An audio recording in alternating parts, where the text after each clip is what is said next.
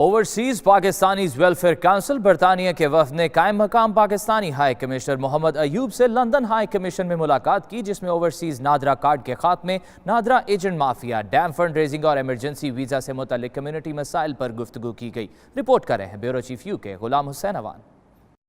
Overseas Pakistanis welfare council کے وفد نے چیئرمین نعیم نقشبندی کی قیادت میں پاکستان ہائی کمیشن لندن میں قائم مقام ہائی کمشنر محمد ایوب سے ملاقات کی۔ ملاقات میں مرکزی صدر عابد حسین، صدر ساؤتھ انگلینڈ اسلم ڈوگر، صدر گریٹر لندن وسیم حسن راجہ، نائب صدر لندن پرویز اختر، صدر ہیومن رائٹس فورم و ڈپٹی میئر چشم قیصر چودھری اور کرسچین فورم کی کرن جوزف بھی موجود تھے۔ چیئرمین OPWC نے قائم مقام پاکستانی سفیر محمد ایوب سے بات چیت کرتے ہوئے کہا کہ جب سے ہائی کمیشن کے سینئر ترین اور تجربہ کار آفیسرز منسٹر کوآرڈینیشن غلام نبی میمن نے انچارج کونسلر افیئرز کا اضافی چارج سنبھالا، تب سے نادرا، پاسپورٹ، ویزا اور اٹیسٹیشن ڈپارٹمنٹس میں کمیونٹی کو مثبت تبدیلیاں نظر آ رہی ہیں۔ نعیم نقشبندی نے مزید کہا کہ حکومت کے اوورسیز نادرا کارڈ کے ختم کرنے کے حوالے سے حالیہ اعلان اور ایجنٹ مافیا کی حوصلہ شکنی سے متعلقہ ایشو پر ہائی کمیشن حقائق پر مبنی پریس ریلیز جاری کرے۔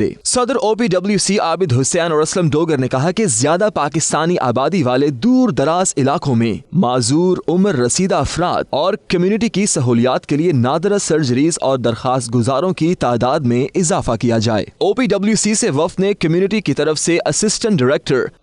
ڈائریکٹر پاسپورٹ تاج ولی خان، ویزا اتاشی راؤ عبد الحنان اور نادرا مینیجر عصمت اللہ قریشی کی کمیونٹی کے لیے خدمات کی بھی تعریف کی۔